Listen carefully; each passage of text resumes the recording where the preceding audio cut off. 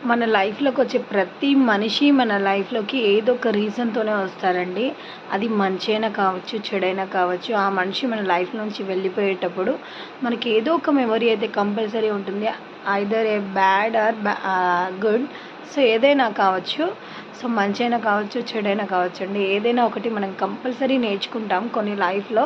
కొంతమంది నుంచి మనం గుణపాఠాలైనా నేర్చుకుంటామనమాట. అవన్నీ కూడా మనకి చాలా మెమరీస్. సో, దాని నుండి మన లైఫ్ ఎలా లీడ్ చేయాలి అనేదైతే తెలుస్తుంది. సో, మన లైఫ్‌లో మనతో ఎవ్వరు లైఫ్ లాంగ్ అయితే ఉండిపోరు.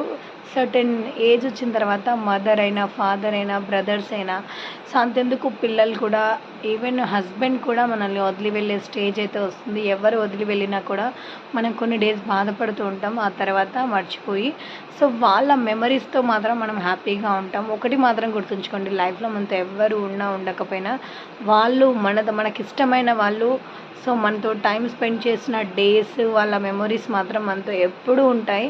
ఆ మెమరీస్‌తో మనం లైఫ్ అనేది ఎప్పుడు హ్యాపీగా బతికేయచ్చు.